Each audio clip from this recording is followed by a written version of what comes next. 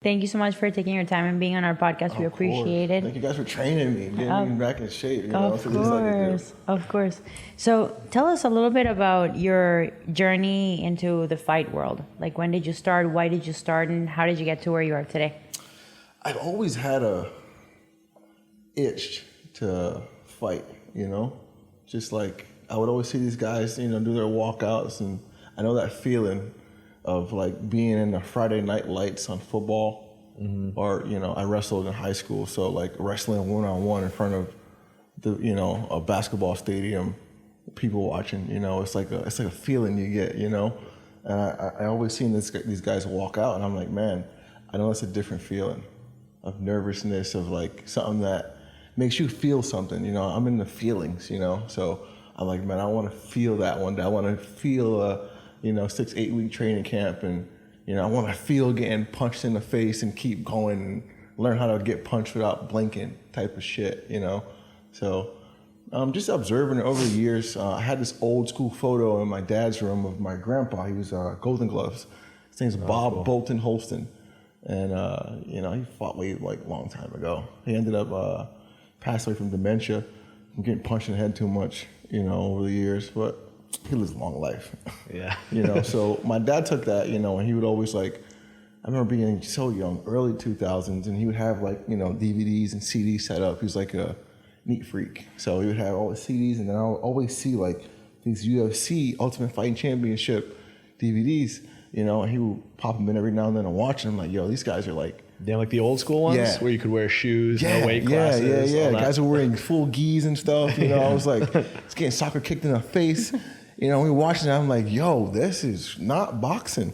You know, these guys are like, I think one guy was pulling another guy's hair. What fight was that? I can't remember. One of the original fights, when these guys are fighting, he just pulls this guy's hair and he's just beating him. I'm like, yo, this is legal?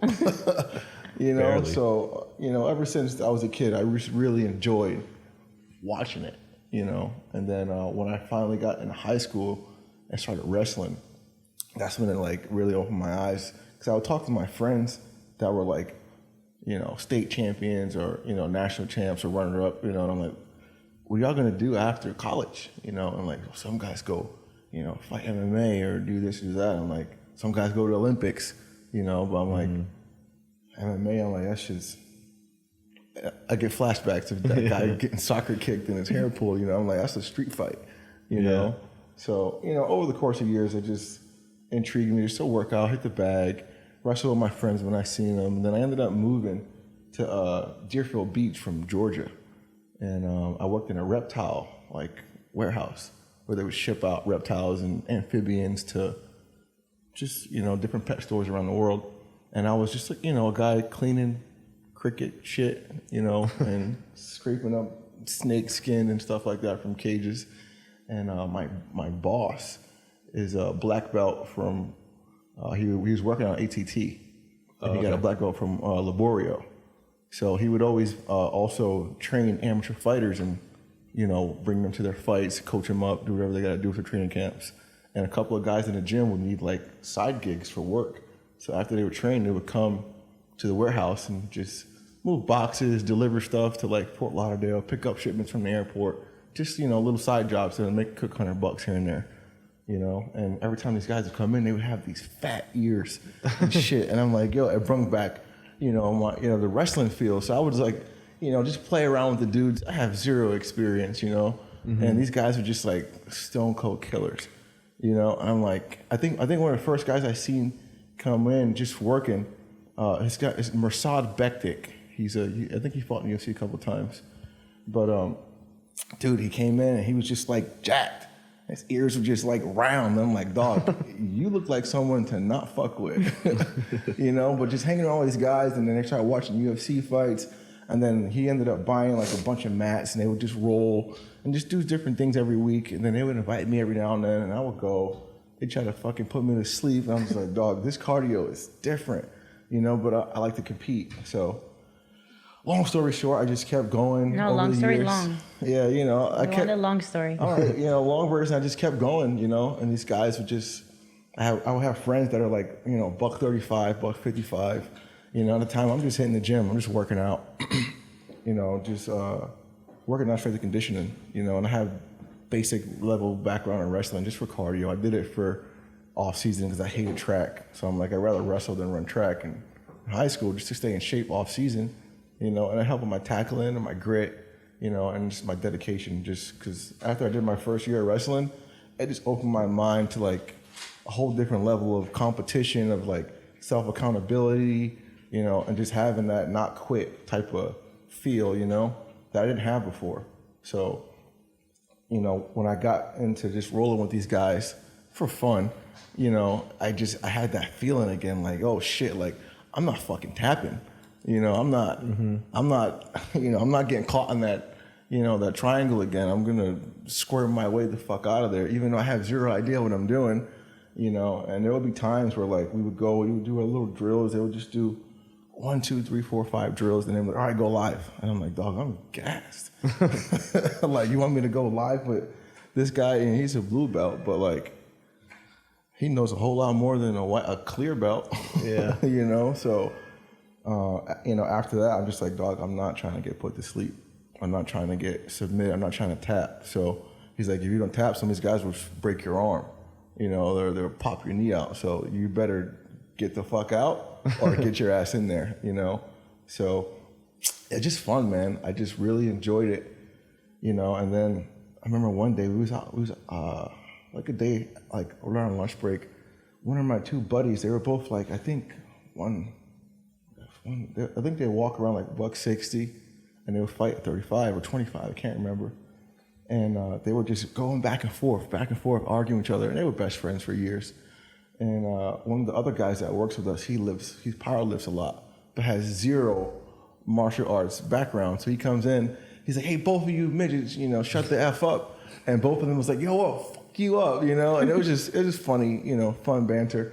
And the two guys were like, they start pointing at everybody in the rooms like, I'll submit you, I'll put you on your back, I'll choke you out. And he pointed at me. I said, I'll fuck both of you guys up. You guys are too small, But like, it was just, fun stuff. So he was like, oh, let's go out in the grass, So like, we had this little grass patch outside, and it's actually a disgusting grass patch because sometimes the sewers were like, in Florida, you guys know when it rains a lot, shit just gets flooded. Mm-hmm. So there's like no sense in throwing old, snake, I call it snake water, where a lot of snakes and lizards, they shit in their water bowls because that's where they feel comfortable. Uh-huh. So it's like a toilet. Sometimes snakes drink their water first, and then they'll go inside their water bowl and they'll shit in it. Uh-huh. And as my job as an animal caretaker, I gotta clean the water bowls, put them in a Home Depot bucket, and then dump them out in the grass. So that grass patch was just fucking nasty, So Snake we're shit just, water. He's like, let's go out in the grass and wrestle. I'm like, in my mind, I'm like, dog, I don't want to get slammed in shit. I don't even want to have my clothes touch shit. So we went outside and we started like hand fighting.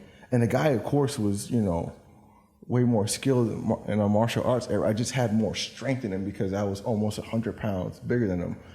But I mean, this guy grabbed me and he's like trying to take my back. I'm like, yo, this motherfucker's like a spider, And at that moment, I was like, man, I really want to like engulf myself in a fight with someone my size, where I can like let loose and feel it, like feel in trouble or feel in danger or feel I need to be on offense or feel I need to be on defense or whatever the case may be, And that's when I ended up meeting Tyrone.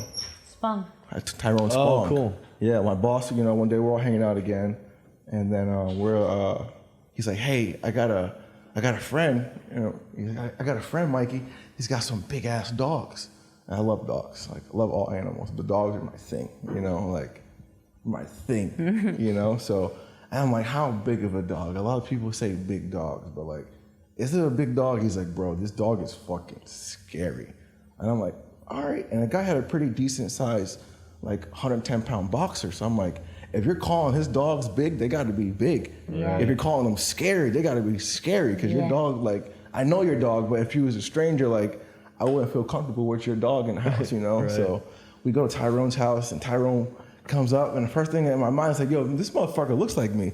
He got, same like tattoos and shit, So, but he was just way scarier. Like, he had like this aura, you know, like you see him from a distance, you're like, hey, look, my brother, and they get too close, you're like he's gone through some shit. he has that. When you speak to Tyrone like one-on-one in front, you're like, motherfucker's seen some shit. You know. Yeah. There's dude, he's just like, it's not intimidating because I met him off of an animal perspective. You know, I my first thought was, oh, this guy's a dog breeder or just a regular guy that just has dogs. You know, I don't know what he does. No, I didn't care. I just wanted to see this fucking guy's dog. So he opens the gate and he walks up and he whistles, and a big ass dog runs up from the backyard, and I'm like, dog, what the fuck is that?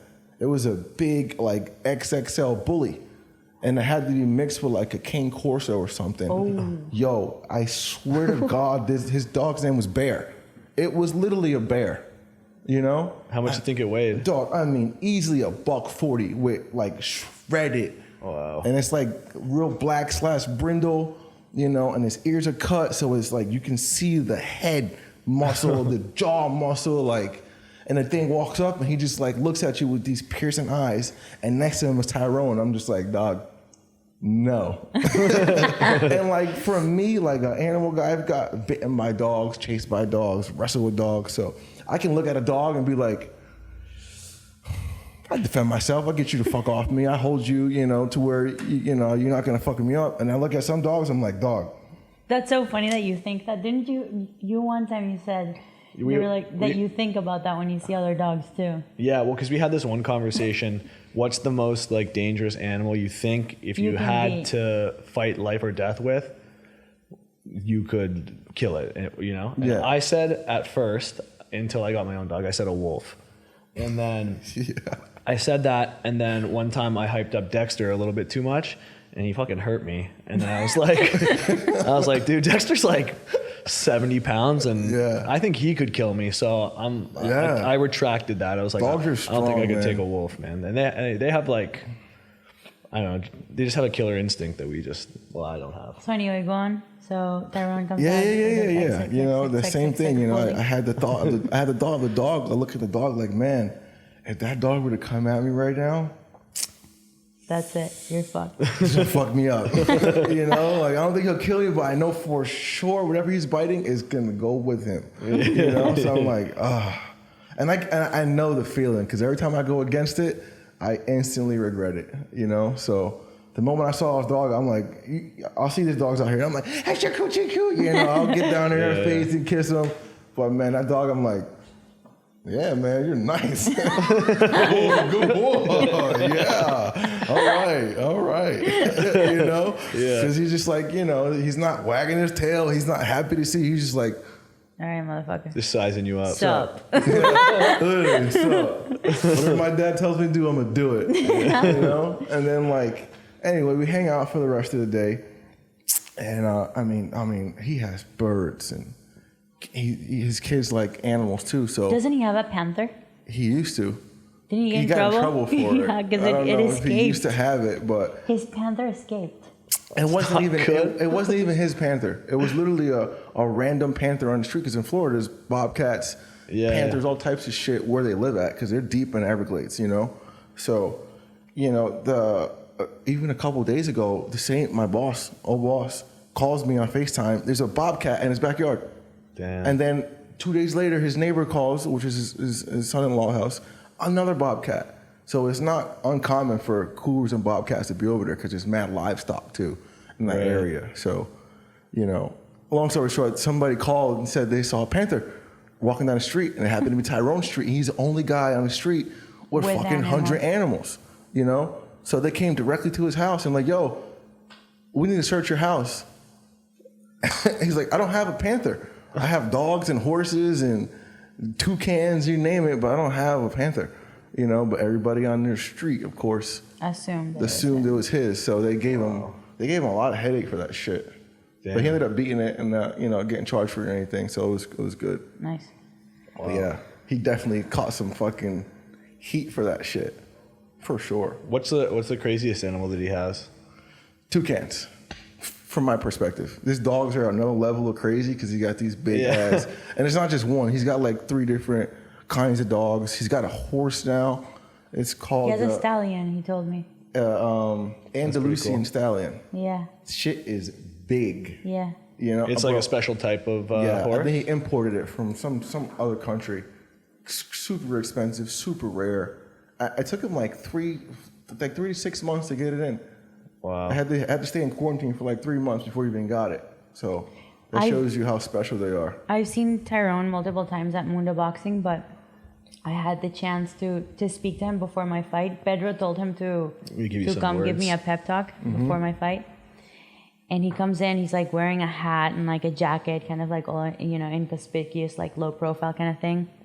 And he pulls me aside and he goes, listen, when you go in that ring, it's kill or be killed. Inside the ring, there's no, and just like the way that he's saying this to me, I'm like, just when you're in the ring, there's no friends. You know, outside, whatever, we can be friendly, but inside the ring, you don't have any friends.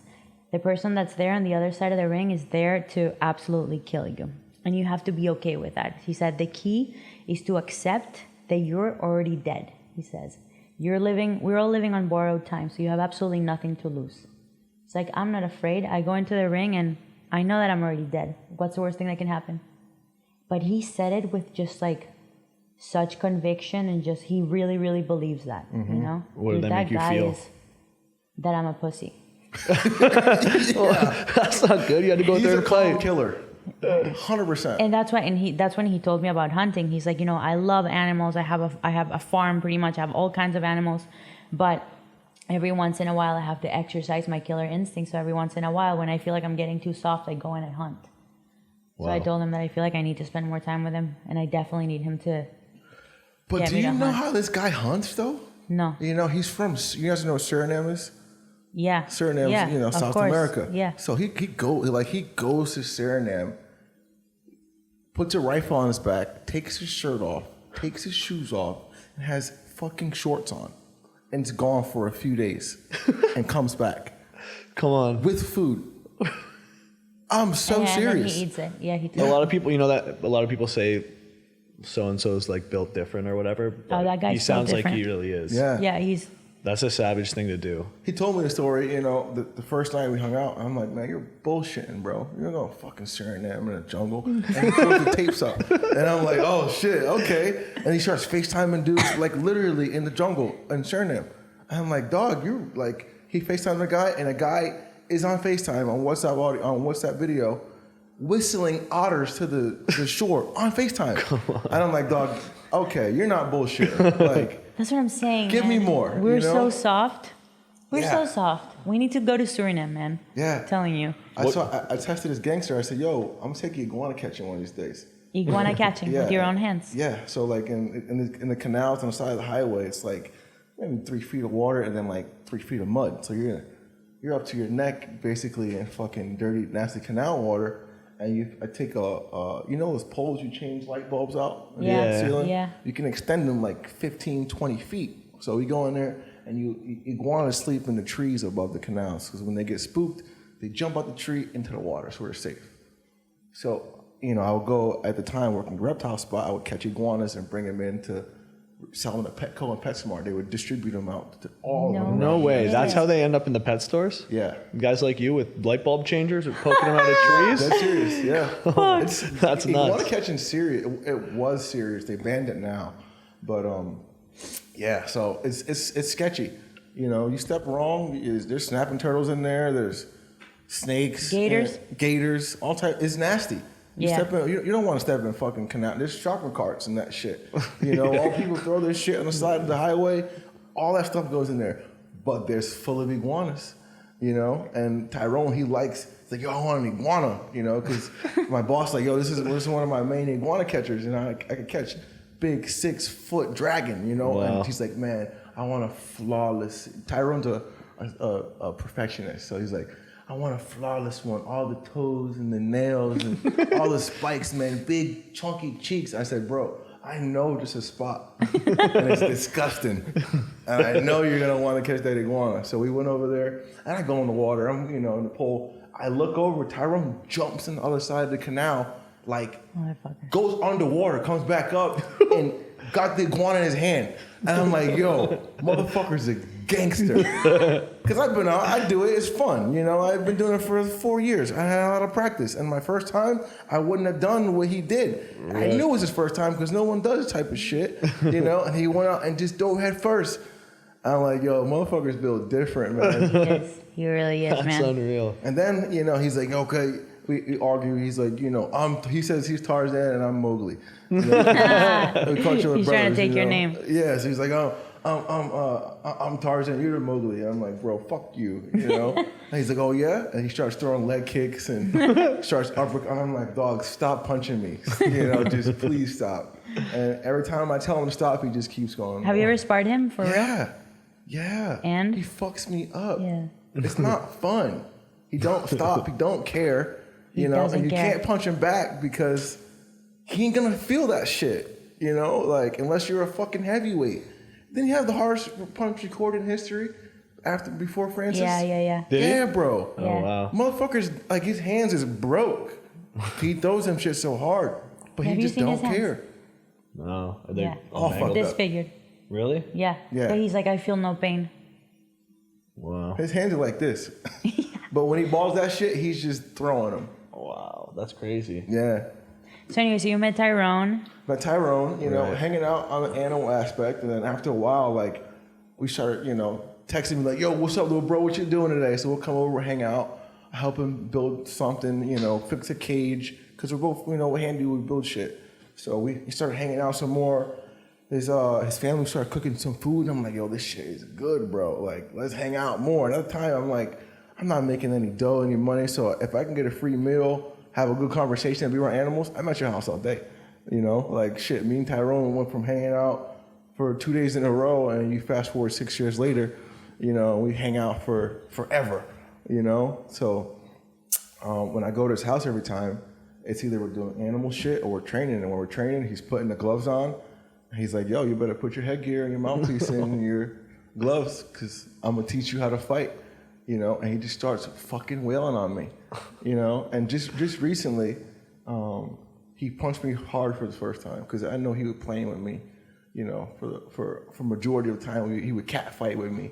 And then one day we had, you know, all this influencer shit going on with the YouTubers fighting the old boxers and shit like that, whatever the case may be. The Jake Paul era is what you call it, you know? So I got a couple phone calls from people like, yo, you should go in there, you know, and fight, you know, with influence, fight Jake Paul, fight, you know, whatever, call somebody out. I'm like, dog, that shit sounds fun, but like, that shit ain't, and it was the beginning. This is before the Nate Robinson fight, you know, this is when they were still fighting YouTuber on YouTuber. It was like, this shit don't interest me. And then when it was like, oh, Jake Paul's on the undercard of Tyson and Roy Jones, I'm like, oh shit. At that time, did you already have a big following? Yeah. Okay. Yeah. So everybody was like, you know, and I was with these guys, I'm just, you know, fucking around with them, but I hold my own, you know. I'm not gonna go in there and be, you know, timid. And, you know, I'll take some shots, but I'll give some back too. And you know, they're like, yo, you gotta get on the influencer train and go, you know, do the boxing, MMA shit, you know, switch it up, man. You can fucking do it. And I'm like, whatever. And then after the Nate Robinson knockout, I swear I went to Tyrone's house and he literally just was a different person towards me when it came to like training and like fighting. You know, he's like, yo, this is something you're gonna. He didn't give me options. Like, you're gonna do this. And I'm like, all right. He's like, it's just too much money. And how long ago was this? This had to be about a year and a half ago, 2 years ago. Wow. Okay. So this kind of introduction into fighting is recent. Like when it came serious. Yeah. When it came serious. Yeah. When it became something I always wanted to do. Like I want to bodybuild one day. I don't have time for it. You know, I want to box one day. I don't have time for it, but I have opportunity. I want to do gymnastics one day. I don't have fucking time for it. You know. Because you were working. Yeah. You know, and if I'm gonna do something too, I want to be able to learn from a master. You know. So I feel, you know, I talked to Tyrone, and I remember a couple of years ago, when we were hanging out, when we were, you know, first hanging out, and I remember we sat outside for like 6 hours straight, and we were just talking about, yo, we're gonna go to Suriname, and I'm gonna go fucking hunting with you. I'm gonna show you I'm Tarzan. You know, he's like, yo, I'm gonna show you how to throw a punch and bob and weave and shit. And I'm like, yo, that would be dope. You know, I would love to learn from a fucking specimen as yourself. You're the best. You're one of the best fighters that ever walked the planet. You know, in my early 20s, why would I not want to learn from you? I'm not scared to get such an opportunity punched, too. you know? Yeah. So I'm like, yo, I want you to teach me your footwork, your eating, your training, your mindset, and like everything. He's like, yo, stay by me and I'm gonna teach you, you know, when the time is right. And, you know, he was doing this boxing stuff. He went from kickboxing to straight boxing. And I think when I started watching him like actually box, I think he was like 3-0. Now he went 14-0 in boxing and just did an MMA fight. And I remember watching all his fights, like, damn, dude, this motherfucker is just knocking these dudes out, and he's so calm. You know, I'll come to the fights and I'm like, yo, why you just like walking? Like, you're not mad, you ain't like hugging yourself up. He's like, bro, it's just, my man's had 100 and something kickboxing fights. He's like 106, 114 and like 3 or 4. That shit is crazy. Savage. To make that walk that many times That's and win. so many fights. Pedro says that he's one of his best students Really? after me. Kickboxing's so savage though, because it's all like the most damaging parts of MMA. Like you're getting kicked in the head and punched in the head. It's not like you can take the guy down. Yeah. If you're losing, you just keep getting kicked and punched in the head. Yeah. Yeah, Like that's so hardcore. I love it. Yeah. Anyway, So then you got into bare knuckle boxing immediately, or did you do a boxing? I didn't do bare knuckle. No, you're not doing bare knuckle. You're doing boxing. Yeah, Okay. boxing and MMA. Boxing and Yeah, MMA. I mean, I know the influencers aren't really doing MMA train. Jake Paul's talking about it. Talking about it, but it's Yeah. a whole different. You're doing it's different. That's a whole different thing you got to do. You know, boxing, you just got to worry about someone's hands. So right now you have 4 fights. You're 4-0. No, What are you? I'm 0-0. Oh wait, you haven't fought. No. Why did I think you were 4-0? I thought he was 4-0, and I thought he was gonna do a bare knuckle fight. I don't know why. Your No way. intel doesn't check out. No, it doesn't. Someone's lying to you. Someone. But do you is. have plans to fight though? Yeah. In 30 days, you're probably gonna get my first fight. Okay. Oh no way. Are you gonna do amateur or pro or? Amateur boxing, yeah. Okay. cool. I had a fight lined up with Vitor Belfort. So I when the whole Triller thing was happening, and this is where I got serious with Tyrone. You know, we was just training, having fun, doing our thing, and then, you know, when all the circulation hit, you know, I went over his house for training, and he just like got real serious, and like his whole body changed, his whole demeanor changed. He's gotten like real scary. He's like, "You're gonna do this shit, whether you like it or not. I'm gonna beat it in you, or we're gonna get it out of you." And I'm like, "Yes, sir." Oh, what an amazing mentor to have. Yeah, and it Mental rough. was Scary cool, man. man. He is. Because he really cares, you know? Yeah. He'll call me, make sure I'm not eating the shit I'm not supposed to be eating. He's like, yo, you're running this. And this is way before all this shit, you know? When the pandemic first hit. Okay. Wow. Yeah. So, I mean, we're talking like end of 2019 type of shit. And now we're just now getting into the aspect of fighting because... Okay. So we got into fighting almost at the same time. Yeah? Yeah, I got into it, last year? Yeah. Or a year and a half around ago. the beginning of the pandemic. Yeah, a year and a half ago. How do you like fighting? I love it. I feel like it's my sport. I feel like I was born to fight. It's like everything that I love about sports combined, you know, the athleticism, agility, coordination, the IQ that you need to have, the intelligence, strategy, hand-eye coordination. The fact that you can actually be a star in that sport too is big. Remember, because like we come from a powerlifting background. Yeah. I remember one of your biggest complaints about powerlifting is like No one gives a fuck. you were the most dominant, one of the most dominant powerlifters of all time. 25 world records, and it's like I'm competing in a high school gymnasium. Yeah, You know? competing inside of gyms, and the only people that really care are the people that are there. Yeah. You know, and the other thing is that powerlifting doesn't really allow you to showcase your athleticism. In boxing, I mean, it's everything, right? It's everything, and you can really stand out. Like if you're athletic, you have an interesting style, you can stand out, and I love that. I really do. That's the truth, man. What was I gonna say? Man, so okay, amateur boxing, and then maybe some influencer fights. How old are you? 28. 28. Just turned 28. Okay, shit, yeah, a late starter. Do you feel? Do you ever doubt yourself? Never. Never an ounce Can't. of doubt. I mean, there's doubts I have, but it's like, this snake's gonna bite me, and he don't. And I'm like, why the fuck did I think he's gonna bite me? Why did I doubt the, you know, judgment of the character of the snake?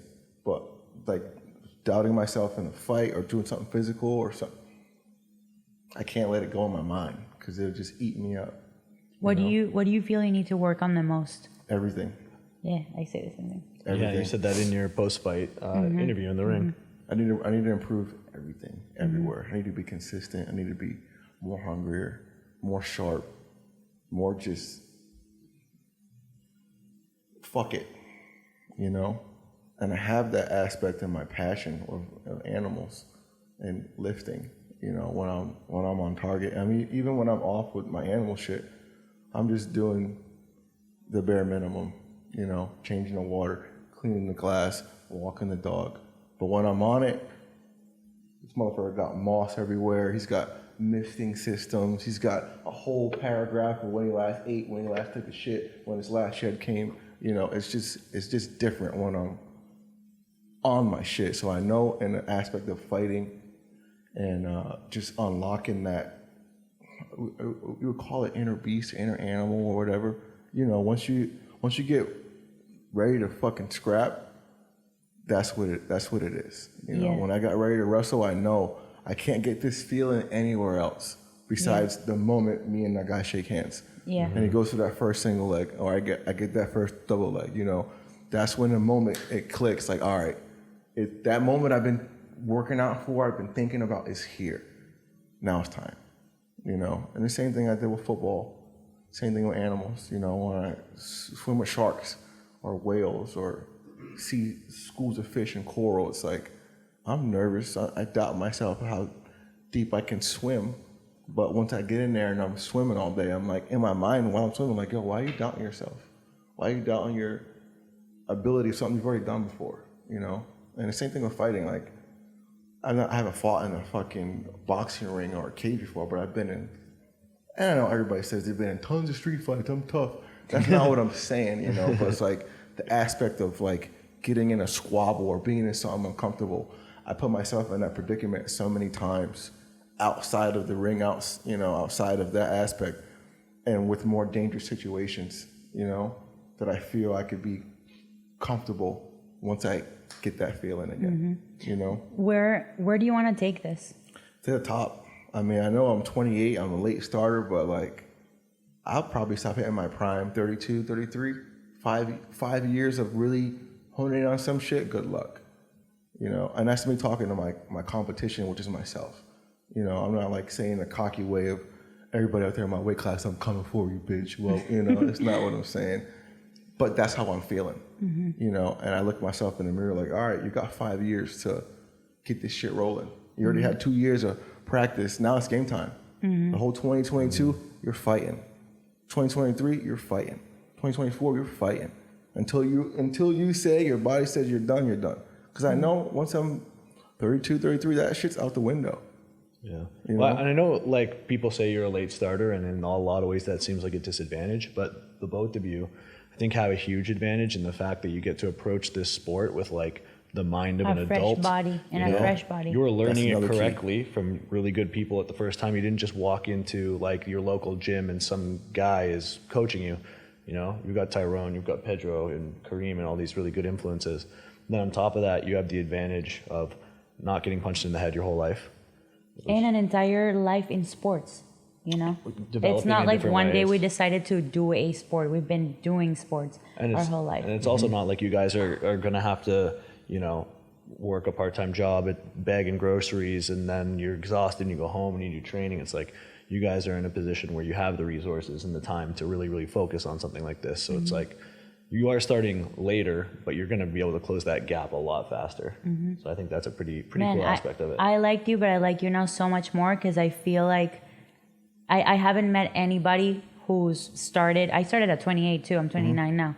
But it's so nice now to have you. Feels good, right? Yeah, like because we're going through the same thing, you know? Yeah, I just feel, I would even thought about fighting 4 years ago. No bueno. not gonna happen, you know. And I know I always had it in me, you know. Just like even with wrestling, I can walk in the wrestling room with my teammates. I'm like, yo, you ain't gonna fucking pin me. We ain't never wrestled a day in our lives together. I don't know your fucking strengths or weaknesses, but I look at a guy and I'm like, you ain't fucking pinning me, you know. I can't fucking wrestle. but I ain't gonna quit. You know, dude, the girls that I got in the ring with to spar when I first started boxing was insane. Like I was sparring against girls that were like 45 pounds over me, 60 pounds over me, that had 5, 6, 7 years of experience, and I would see them and I'd think exactly that. I'd be like, they can't beat me. Yep. Like, oh yeah, okay, how long have you been doing it? 10 years? Okay, I'm gonna beat you. And I would convince myself of that. You and have I would to think that way. Yo, I would give him a good fight too. Yeah. You know? I mean, I'd struggle and I'd eat some punches, but I'd give him a really good fight. Yeah, well, you're always tough. You've never been scared of like anything. Yeah. So. Wait, so why amateur boxing first? Why did you decide to start your career there instead of going straight to pros? I mean, I told my just recent not Pedro, because you said Pedro. Rubio. I'm like, look, man, whatever you want me to do, you want me to amateur box first and get a couple fights in, I'm down. You want me to go straight into it, I'm down. You want me to influence your fight, I'm down. Whatever you want to do. You're the coach, you tell me what to do, I'm going to do it. I'm not going to argue with him. You know, so if I got to go through 3 amateur boxing fights, that's what I got to do. If I got to go do 5, I don't care. I signed a contract to fight Vitor. I'm like, yo, Tyrone, guess what? I got a fucking fight. He's like, yeah, what's up? When we do this, I'm like, Vitor Belfort. He's like, Mike, what the fuck? He's like, yeah, out of all the people, this is the guy you got to fucking best. It was either him, they offered me this guy, and I think it was Antonio Tarver, Vitor Belfort, and some other guy. And I'm like, fuck, I'll take my chances with Vitor. He's not a fucking boxer. You know, he can fight, he can box, but like, I'm not gonna go in there and fight a fucking boxer. You know, on my first fight. You know, I'd rather take my chance with Vitor. That's ballsy, man. He's TRT Vitor. Yeah, you know, and even now he's more dangerous now than he was at that time because it was his first boxing match back, and he wasn't in shape. Now he's in shape, and it's like he fought bare knuckle.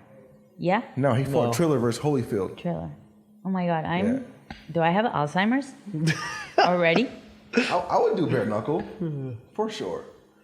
That one freaks me out a bit, just because it's, man, even the guys that win get fucked up. That'd pay me a lot for that shit. Exactly. Yeah. I mean, pay me a lot. And if the other person I just don't fucking like, then I'm like, yo, I'm gonna fucking punch you with my fist. I think I would take a bare knuckle fight for, what's my price? $1 million. For $1 million? That's fair. Yeah. It's a fist fight. Yeah. You're in a fist fight for $1 million. Sign me the fuck up. Sick. Sign me up. Yeah. Just once, one and done. I do too. Or you see how you feel after the first one, maybe. Yeah. Those guys look crazy. In those fights, man, you just gotta come out of the gate ripping and tearing.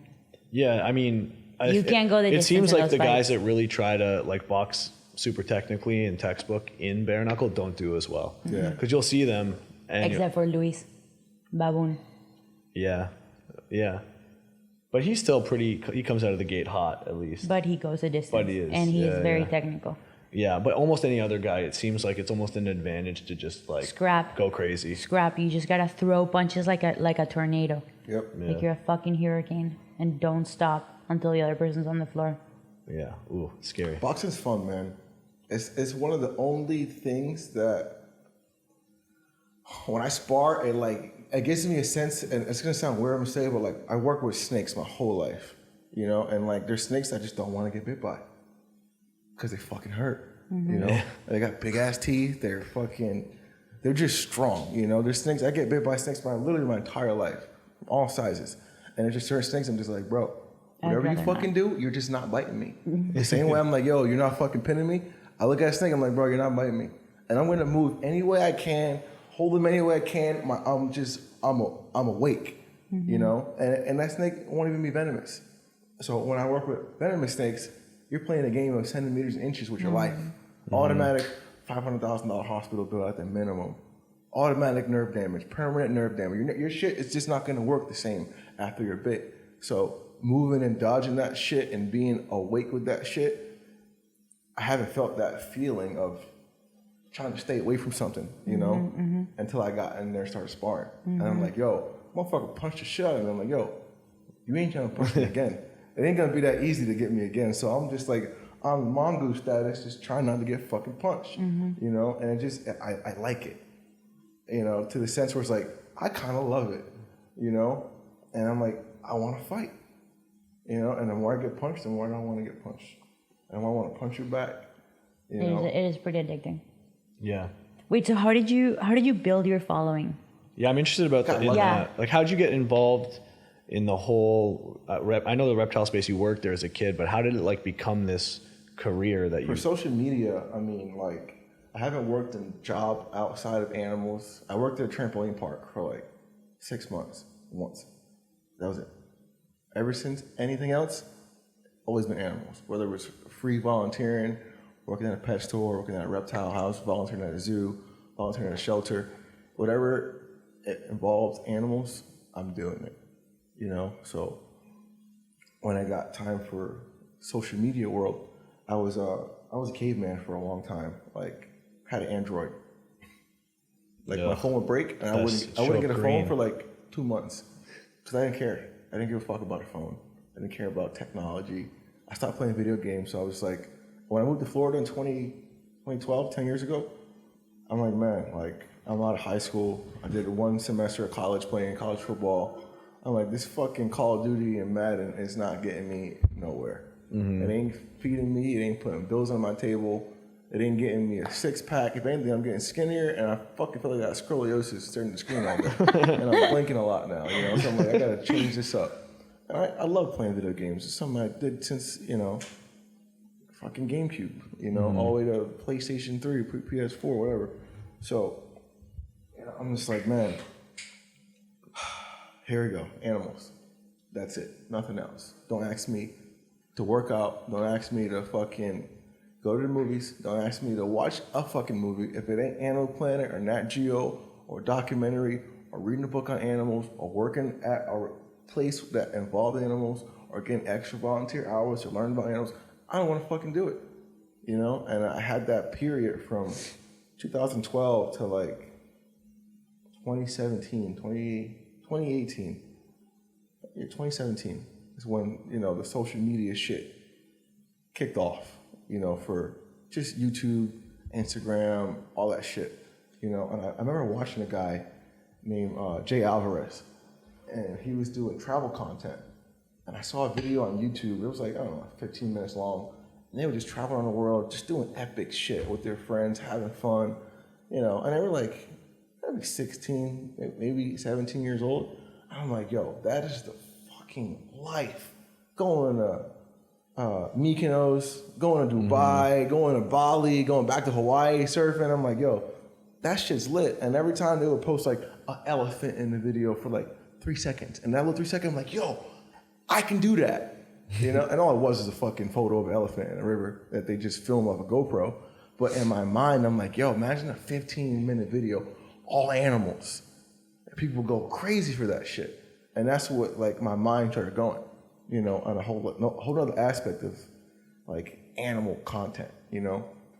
And I remember, you know, I keep saying fast forward, long story short, but long story short, one of my buddies sent me like 2-3 photos of like this chick on Instagram. I don't know who it was. I got it saved somewhere. But she was like playing with a tiger. And then another chick had a big ass snake. And I'm like, yo, that shit's fucking sick. I'm like, where you find these photos at? Pinterest or like Tumblr? He's like, no, it's on Instagram. I'm like, what the fuck's Instagram? And he's like, oh, this shit, bro. You just scroll, people just post mad photos and you like it. And I'm like, all right, send me the thing so I can download it. Download it. And I'm like, send me the, you know, whatever, like, send me some shit to follow, you know? And I start following a fucking 1,000 random things, you know? And I got like 3 followers. I'm following 3,000 people, you know? And I got like 2 posts, you know? And like the first post is like my dog pissing, you know? And I'm like, this is me and my dog walking in the morning. He's pissing on the concrete. Ooh. And I'm like, I'm too awkward for this shit. I don't know, like, again, I'm a caveman. I don't fucking know. So I'm texting my buddy. I'm calling like, yo, how you make a post? How you do this? How you do that? And he's like walking me through it. So I start getting the hang of it. And I just stopped posting. I'm like, bro, I don't want to do this shit. You know? But the shit I was posting, I look back now, I'm like, damn, that was my life. Just animals. Just posting animals. You know, I remember posting a photo one day. And I got like 1,000 likes. And I was like, oh. You're famous. I'm famous. This is crazy. Everybody, like, I got 13 comments. What? I call my buddy like, yo, this shit's lit. I gotta start posting more, blah, blah, blah. I'm just like, maybe you got caught on the explore page or something. You know, Right. I think the first time that shit got 1,000 likes, I used a hashtag. You know, and I was like, oh, this is what a hashtag does. It puts you in a group of other people that hashtag shit. You know, again, I'm a caveman. I didn't know shit about jack shit. You know, I stopped playing a video game in 2012. So just imagine, like, all I knew was Facebook, and Facebook took over MySpace at that time. So I would check Facebook every now and then before you know it, you fast forward a couple years, like a year, 2017, 2018, I probably got like 6,000 followers. And it's all my Facebook friends from high school, just people I've met in Florida, whatever, 6,000 followers. And at the time I had like, I think it was like, I don't know what type of iPhone it was, but I had mad shit saved in my camera where I would take photos of. And then my job ended up switching me to taking photos of inventory of like the fish tanks and the fake grass, or it's like, hey, take a photo of this leopard gecko, and we need 3 angles of it: a headshot, 2 side shots, and an overhead shot. I'm like, cool, I'm a photographer now for animals. I'm gonna work on Nat Geo, And I was like, bro, you're fucking in a little warehouse, doing a photo shoot with leopard gecko from PetSmart. I used to have one of those. Yeah, it's just a little this big, So after like a month of doing that job, working Photoshop, I start posting stuff on my page. I'm like, man, my page looks cool. I had 15 posts. Some turtles, one's a lizard, one's a little finger monkey, and it's terrible because I'm like editing it on the computer, and then I'm gonna post it on Instagram and just like use all the filters I can and just like totally botch the photo. And I remember one day I posted a raw video. I put a cricket in my mouth, and I was holding a chameleon, and the chameleon stuck his tongue out, grabbed the cricket, and I got like 10,000 views. And I was like, holy shit. And I used hashtags, I started getting the hang of it. And another page took my my post, and they reposted it, and I got like 700,000 in like a day. Whoa. And in my mind, I was like, I was right all along.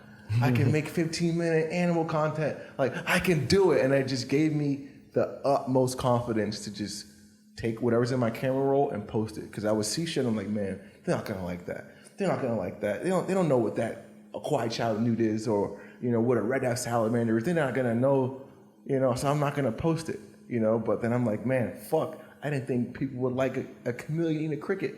I didn't think almost 1 million people would watch it, And after that, I just unleashed the camera roll. I'm just like, I'm like, okay, if this page posted it, I'm like typing in other animal pages, and now I done got obsessed with it. Like I said, once I'm doing something, I'm either doing it mediocre, just the bare minimum, or I'm like on it. So now I done went to fucking Office Depot, got a whiteboard. I'm like, yo, I'm gonna email 10 different companies from the email, and then I'm gonna send them 10 DMs, and then I'm gonna write 10 comments, check your DM. And I'm just like, I'm just going off, just checking my shit, and like, yo, I'm gonna send everybody everything. So before you know it, I'm like, all right, I'm gonna go out and catch iguanas this weekend, and I'm gonna film it, because I know ain't no one seen this shit before, So I bring one of my buddies. I'm like, yo, hold the phone like this, I'm wearing a boat in the middle of the canal, and I, pluck a iguana out, and I catch it with one hand like Odell, and I'm like, yeah, boy, what's up? You caught a big ass iguana in Florida, and it's this big ass fucking iguana, in a boat. And the shit scratches my arm, and I start bleeding. I'm like, yeah, this is fucking cool. And I was on World Star 2 days later. And then I had like 6,000 followers. I go to sleep, I wake up, I got like 12,000 followers. I'm like, I'm running around my house. Holy shit, it's over. It's happening. I'm like, dog, you just gained 6,000 followers. You ain't shit. But back then, that was like, because I remember when I met him, he had 12,000 followers, and I thought he was famous. Yeah. When you got 10K back in the day, oh my you're God. like, yo, you're popping. Star. 1 million? I think Kim K had 1 million at the time. So it gives you a judgment of like, what, 1 million, let alone a blue check. Once you hit that 10K, you was a man, you was a woman, you was famous. Yeah. 10K equivalent now, it's like having money back in the day, like a loaf of bread's like 25 cents, or a hot dog, now it's like $3 or some shit, or a gallon of milk. Just follow inflation. So, yeah, inflation is through the roof. So, and I remember like, you fast forward, now again, we're only like, in this story, we're like 3 weeks, maybe a month in the story. So, I remember it had to be like around August this started happening. Fast forward to Thanksgiving, I got 100,000 followers. And I'm like, holy shit. Like out of nowhere, just repost, tag. And now people are reposting. And someone's like, yo, you're going viral on Twitter. And I'm like, bro, what the fuck is Twitter? You know, like I don't even have, like how do you tweet? What is a Twitter account? Can you help me set up a Twitter account? So I go on Twitter, I try to find whatever's trending. And it's like, I'm fucking trending on Twitter. And I'm like, yo, this is crazy. I gotta make a Twitter. And at one day I grew like 30,000 followers and never grew followers again because I didn't know how to use Twitter. Till this day, I still don't know how to use Twitter, you know, because I'm like, Instagram is Instagram. I'm going to work on Instagram. I don't know about YouTube. I don't know about Twitter, Facebook, but I'm going to set all these pages up. Mm-hmm. And if the people want to go check them out, they can go check them out. But I'm just going to focus on Instagram. Mm-hmm. So I start, you know, hammering out content. And as soon as, I think it's 2017, 2018 hits, the start of the year, I had like 250K. So from August to January, 6,000 followers to 250,000. Dude, that's and crazy. I'm like, fuck, dog. Mm-hmm. So now I'm at a predicament where I'm at work, where I've been working for like 6 years. And, you know, we got like 15, 20 people in the office. And I'm like top 2, top 3 employees of just getting shit done. You know, it's like people go there for a paycheck. This is my passion. So like you can put me anywhere in that business, from breeding rats to cleaning snakes to milking a venomous snake to taking photos to getting inventory to typing up descriptions on where animals come from and their scientific name, or just going to remove a cottonmouth from someone's backyard, or getting dressed up in a suit and going to do birthday parties for kids and educating them on at a Montessori or something, you know. Like, and my work field, there's nothing I can't do, you know. So I went from being this guy at my job doing everything everywhere, filling in anytime someone calls in sick, pop being over there. I'll go over there. I'll go pick up a shipment. I'll bag a Cobra up, whatever the case may be. To like, I'm at work and I'm on my phone.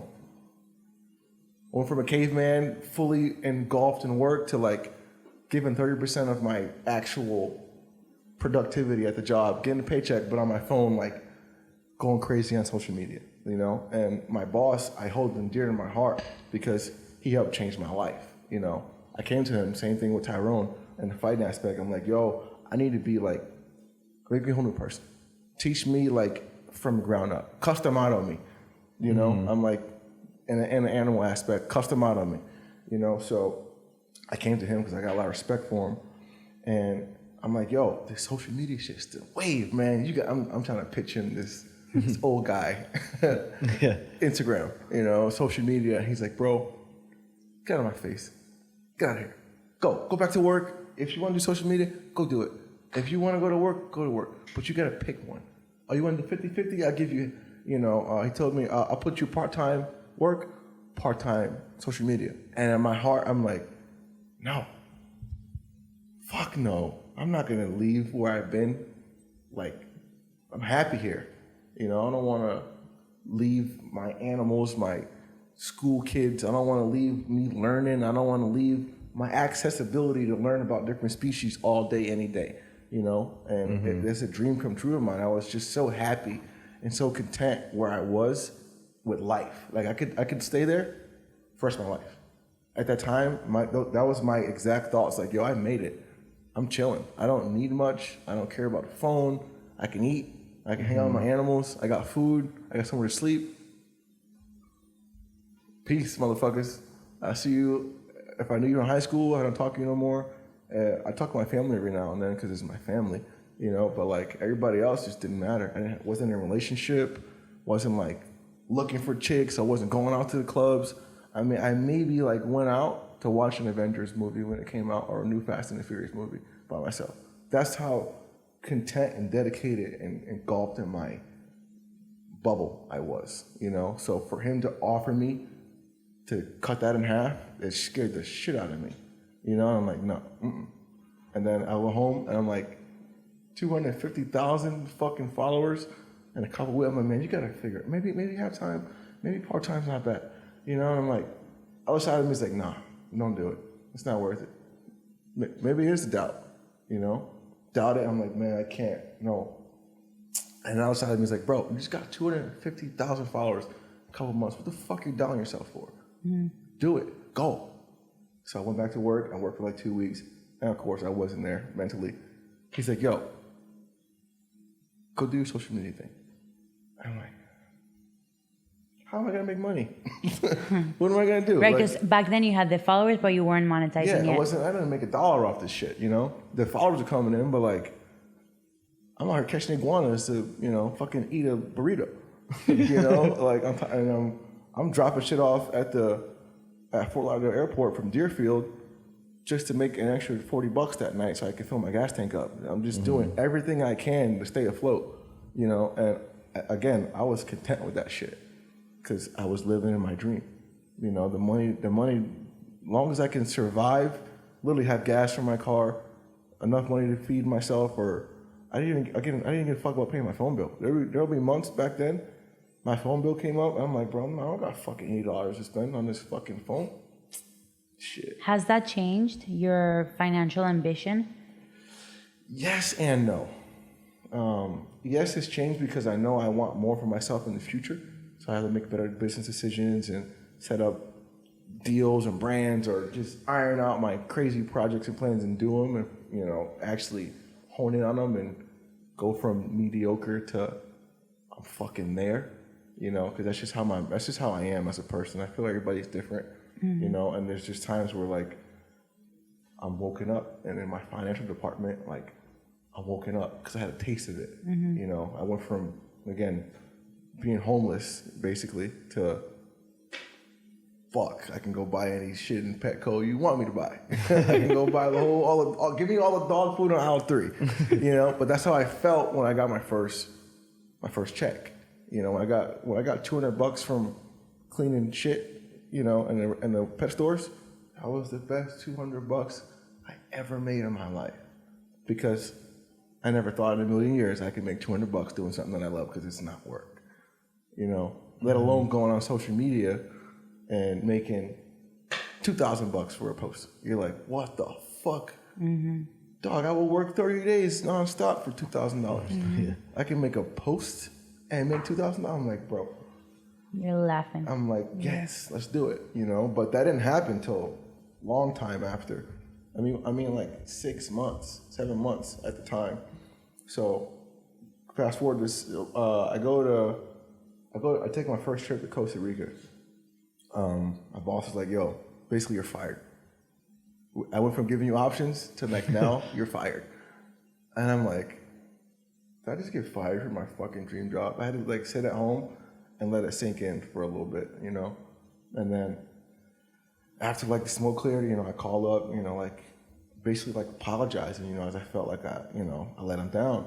And he's like, no, man, you know, this is what you want to do, go do it. You know, if you ever kick the bucket in social media, you always got your home and come back to. And I'm like, yeah, that sounds good. You know, as long as like I didn't burn that bridge or whatever, like I'll go out here and break some eggshells and die trying before. And if I fail, I'm just gonna go back to my comfort zone, you know, where I'm comfortable at, where I'm happy at, where I'm content. So when I got, you know, that first trip, I went to Costa Rica, didn't have a passport, didn't have nothing. Had a girlfriend at the time, and she's like, my mom just gave me some money to go to Costa Rica. And I'm like, what the fuck? Your mom just gave you money to go to Costa Rica? I'm like, shit, I don't got a passport. Like, how am I gonna go to Costa Rica? She's like, oh, let me brainstorm. She calls her mom. She's like, just bring your itinerary, book your flights now, bring your itinerary to the airport, to the passport agency, and expedite your passport. And if you have a flight tomorrow, if you go early, first thing in the morning, before the day's over, you have a passport. And I just did this recently. And I'm like, get the fuck out of here. She's like, yeah. I'm like, all right. So we go to a place in the morning, we buy tickets that night, go to the airport, go to the passport agency. 4 o'clock, I got my passport, and I'm like, bro, this is happening. Like, I never been past Texas at this time. I never been to LA. I haven't been like anywhere out of the country, you know. So I'm like, dog, I'm going to Costa Rica. Like, I'm gonna be in Costa Rica tomorrow at this time.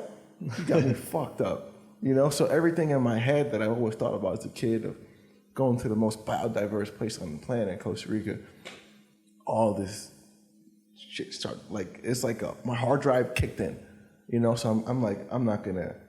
I get too hyped up sometimes when I think about stuff because I just overthink it, overhype it, and I'm like, I get the jitters. I can't sleep or whatever the case may be. I'll be up till if I got a project due at one day on a Thursday, and I'm excited about it, a science project. I ain't sleeping Tuesday or Wednesday because I'm just hyped to give this presentation. That's how excited I get, and it's a fucking PowerPoint. So just imagine me going to Costa Rica. You know, I'm just like, yo, I gotta get sleep because once I get there, I'm just not gonna sleep. I'm gonna be up all day, all night, and then the next day, and then like you're gonna have to put me out for me to get sleep. You're gonna have to drug me with something for me to go to sleep. That's how excited I was to get to this spot. So we got there. I remember flying in, and then we're like, yo, you don't speak Spanish? No. You speak Spanish? No. Well, fuck. We have to figure it out, you know? So we figure out how to get a car, and we get a car, like a little small-ass car. And I'm like, all right, like, we don't got service, so we got to go, like, buy a GPS. I'm like, I can read a map real good, you know? Because, like, back when I first moved to Florida, you know, there wasn't an app on your phone. You know, you can just bounce around everywhere, like Google Maps or whatever. You had to print out MapQuest. I had MapQuest. So I would literally, I remember delivering, I remember using MapQuest to get from Boca to Homestead. A fucking MapQuest. Like pieces of paper driving, like reading the instructions. Like, like damn, flipping. I got 16 miles to the exit. I'm like, fuck. And that's just like, I gotta count the exits. If I miss an exit, I can't like pull my phone out and just like, you know, it's like I can't miss the turn. You know, I can't miss delivery. And I got 3,000 rats in a fucking Sprinter van. So if I pull over to the side or I miss my turn or if I break down, I just cost the company like 10 grand in rats that's going to pet supermarket. So I'm like, yo, I gotta get to Homestead and I gotta get back from MapQuest. I did that shit for like 6-7 months. You know, so when I got to Costa Rica, I'm like, bro, find me a fucking computer. I'm gonna put some MapQuest shit. Like, I'll do whatever it takes to get to, I think it was Arenal Volcano. So we landed at in the capital, like a 5-hour ride. I'm like, bro, I'll drive 5 hours. I don't give a fuck. Like, we landed like, I don't know, like 10 a.m. No, we landed like 4 p.m. Got to our hotel. We slept. I said, yo, at 4:30, your ass is up and we're in the car, gone. We left at 3. Got to Arenal at 8 a.m., like 8:30. Stopped for gas maybe twice. And then we get there and we're on you know, like a little tourist trip. You know, you got these people with their backpacks and shit, and they're walking this little trail. And then you go over a little bridge, it's like a little creek. Not even a creek, it's a fucking river. We're in Costa Rica, you know? So there gotta be like 12 people in front of us. And I got fucking pants on, a tank top, and some Air Force Ones. And we're walking, and some guy ahead of us is like, oh my God, a snake. And I'm like, he's fucking lying. This guy's fucking bull. It's a tree. It's not a snake, you know? So everybody's stopping, and they're looking at, I remember it was specifically a group, not specifically, a group of these people from Jakarta, Indonesia, and the other group was from some part of India. I can't remember. I remember talking to them, and they're like, yo, there's a snake over there. I'm like, bro, it's not a snake over there. They're like, no, look, it's a snake. And they pointed out, it's a fucking big-ass snake in the middle of this creek. And the top of the thing probably was like high as the ceiling. So I'm like, oh, shit. So I had a backpack on. I took my backpack off, gave it to my girlfriend at the time, and I hopped over the railing. I'm hanging over the railing, I'm looking down like, man, that's maybe like 8-9 foot drop. I'm like, yeah, I can make that. Like, oh fuck my it. God. Well, again, when I'm locked in, I don't give a fuck. Like, I'm doing it. So was everyone freaking out while you're doing this? Everybody's like, oh, this guy's bluffing because I'm taking my backpack off. And then once I hop over the railing, everybody's like, and then once I jump down, you're like, what the fuck? This guy just jumped down, you know? So I got my phone out, and I'm walking towards the snake, and I put my phone in my pocket. I grab a twig, and I can't identify the snake, so I'm like, bro, I don't know what the fuck this is, you know? So I grab a stick, and I walk up to the snake. Usually snakes they'll bolt if they're scared. Some snakes aren't scared of you. Like, you can go in the wild and pick up a snake, and he's like, what's up, bro? Chilling, you know, how you doing? You know, some snakes are like, they look at you and just take off, you know? this snake happened to be, at the time I didn't know what it was, so I'm just like, yo, I'm just trying to feel him out, I'm trying to go behind him. So I pin his head, I pick him up, and I'm examining this guy with like a 6 foot rat snake. So it's a tropical bird eating snake. That's what it technically is. And I got a photo of it, and I put my phone out, and I'm taking pictures. I got it pinned down, I'm taking pictures of it, and I'm sticking it in his mouth. I'm trying to see if he's like rear fang, because some venomous snakes have, they have front fangs, and then there's some snakes that are venomous, but they don't have fangs. They're rear fangs, means their fangs are in the back of their head. Back of the mouth. So when they bite you, they kind of got to go like that, and that's when they envenomate you, or when they envenomate their prey. So I'm looking at it, and I'm like, fuck, this is no rear fangs. And so I'm like, I don't see shit. He's got to be chilling. So now I'm holding the snake, and it's like crawling on me, and I look back, and everybody's got their phones out on their camera. They're like, yo, this motherfucker's crazy. And then the tour guide, I guess, catches up with all of us. He's like, get out of there! He's gonna kill you! And he's just freaking out, And I got like this big ass smile on my face, and they were taking a photo of me. And I'll give it to you guys can edit in here or whatever and show. That's cool. But man, it was like at that moment, it was my first time catching like a wild snake in another country, and that feeling just the same feeling I get from when I shake that guy's hand in wrestling. The same feeling I get when I'm like, I ain't trying to get bit. It was just such a good, gratifying feeling. Mm-hmm. And I'm like, yo, I want to duplicate that feeling again. I'm going to travel more. I'm going to, no doubt, when I see something, I'm hopping. I was like, man, I'm not going to hop over this thing. I'm like, I'm hopping over this bridge. Fuck it. And it's one of the best moments of my life. And as I kept traveling, I got in more situations where I'm like, fuck no, I'm not doing that.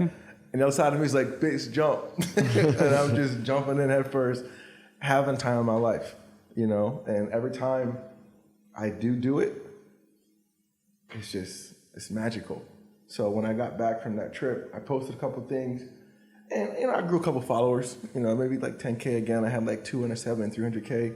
And then I'm like, man, I want to go another spot. Like, I think I signed a quick gig with somebody, and I made like $5,000.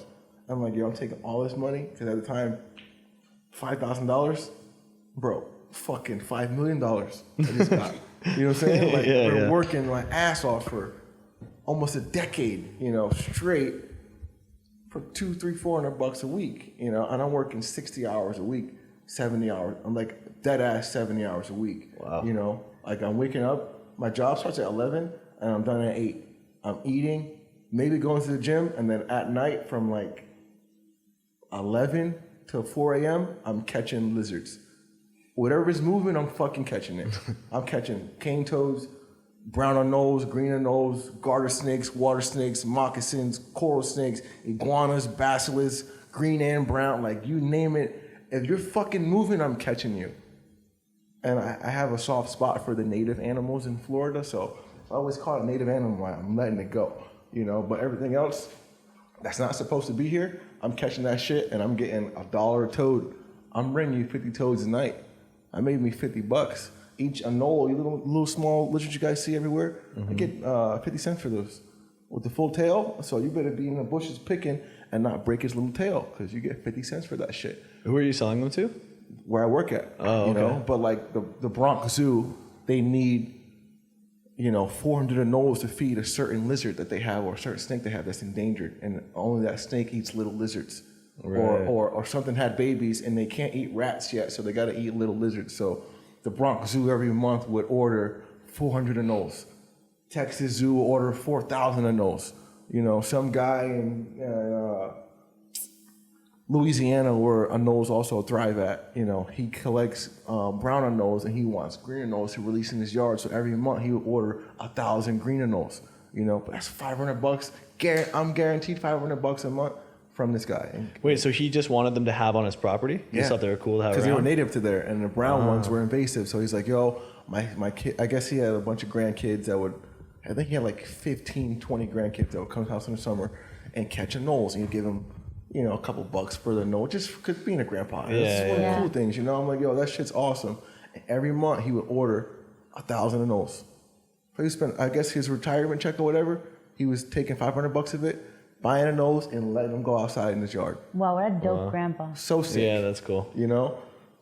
But shit like that is what I was doing for money to survive, you know? So when I got that $5,000, I'm like, bro, we're going to another country and we're having a fucking blast. We're eating lobsters. We're going on not just one tour or 2 tours, we're going on 8 tours. Because the more tours, the more opportunities I'm gonna see animals, you know? So we went to Honduras and I'm like, I think I got there with like $3,800 in my pocket and I just blew that shit. And like, we had the time of our lives. I flew a cameraman out, paid for his flight, paid for me and my girlfriend's flight at the time, and a camera upgrade. I think we got a different lens to shoot better shit. And I was like, he was like, man, I want to bring a drone. My drone broke. I'm like, yo, bro, here's $400. Go swipe your card and I'll give you $400 on the invoice to get your fucking drone replaced. We got to get drone footage. We got to get everything, you know? So when I got to Honduras, we filmed so much. And then the content we used from that trip, I got to Honduras with like maybe 370, 400,000. I got home 8 days later with 1 million followers. Wow. Just from that content. It just went fucking bananas. And at the time, I learned from my first trip and my first content rollout that you got to watermark your shit at that time. You know, you got to put your tag on your video because people are sharing your shit and they're getting millions of shares and views and they're not tagging you, so they don't know where to go. So this trip, I'm like, yo, I'm watermarking everything because I got a photographer, videographer now. So I'm like, yo, when you send me this back, watermark it for me so I can post it. So I'm posting it and that shit is just hitting from 400K to $1 million in a week. And I'm like, damn, dog. And after that, me and the dude was like, bro, we got to go somewhere else. And we got to go somewhere. And we're starting planning out and mapping out all these places. But here we are in fucking March with 1 million followers and this past August, 6,000, you know? And I'm like, bro, this shit is insane.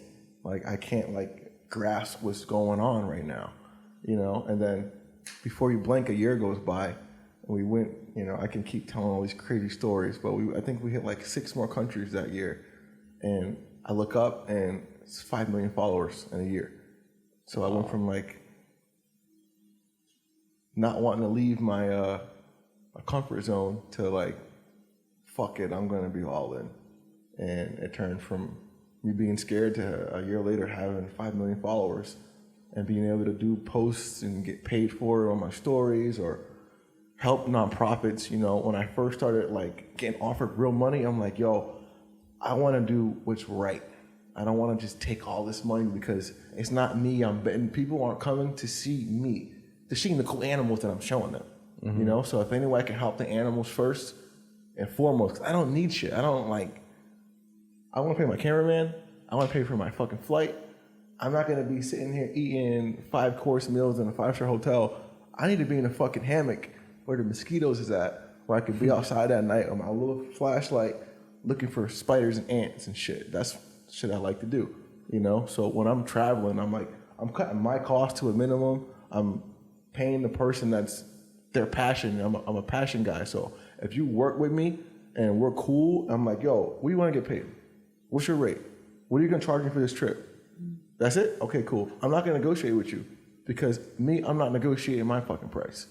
And I believe in you. You're my friend. You're shooting for me. You're capturing content that I'm sitting here looking back weeks later, and I'm like, bro, I cannot believe this shit happened. And you captured that for me. So wherever you want to get paid, I'm going to pay you. If I can't afford it, I'm going to figure it out because I don't want to work with somebody else. Your shit's dope, you know? So when I work with nonprofits, I'm like, yo, how much you going to charge for me to do this for your platform to help raise money? I'm like, bro, I don't want your fucking money, dog. If we can really help some shit, like, get my flight, I'll be there. You don't got to pay me shit. Whatever we're going to raise, boom. I think one of my first projects I did with Karmagawa, we raised like $800,000 in like 2 weeks for rhinos. They didn't get paid a dime for it. They didn't care. Then I'm like, yo, I don't give a fuck. It's for the animals, you know? Koalas catching on fire in Australia. We're posting links to nonprofits from our platform, raising money left and right. We're calling out koala foundations at, 12 o'clock at night here because it's 12 o'clock noon in Australia, during bushfires. It's like, yo, how's the last 12 hours been? Like, yo, we're over flooded with donations. Here's somebody else. Help them down the street. They need help too. They just got in 73 burned koalas and, wallabies and shit. Like, they need help, So the type of work that we do from our platform is way more worth than getting paid money for it, because the satisfaction you get from helping animals and people that are actually in the field is much more gratifying than having money in your pocket. I'd rather have money in my pocket from creating like a protein brand or making merch, and selling it, or selling this, scarves, or like monetizing a YouTube video or something, or like. I checked out your merch. It's cool. Thanks, man. No, I haven't. It ain't like hybrid though, I got that Letterman jacket. I'm just down there. Man, that's one of my favorite things we've ever made. I mean, I'm rocking it now.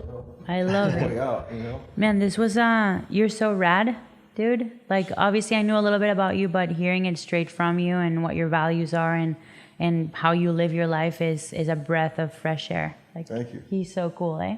Yeah, honestly, thanks for your time. Thank you guys for having me. I know I can talk a lot and too much sometimes. No, I love it. This is the perfect place for that. Yeah, man. Yeah, Have fun. Do you have your own podcast? Yeah, I'm working on it now. Okay, that'd be good. I got one probably 2 miles down the street.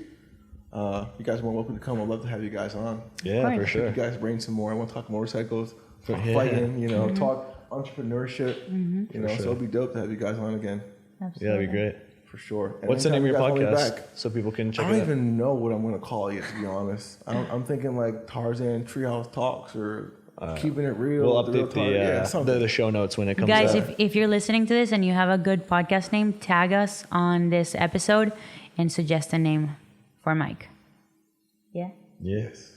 Awesome. Where can people find you? You can find me on all platforms at The Real Tarzan with 2 N's. Twitter, Facebook, Instagram, Snapchat, TikTok, YouTube. And Instagram's still your main thing, right? Yeah.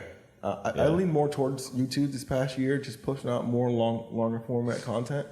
So if you guys want to watch like shit longer than 60 seconds, YouTube's got all the hour-and-a-half long videos of my daily life of taking care of 100 animals or traveling to Honduras and Costa Rica. I got all that stuff documented. So whatever cool, crazy stories you guys want to have fun with, just go rabbit hole down YouTube and you can have your fun.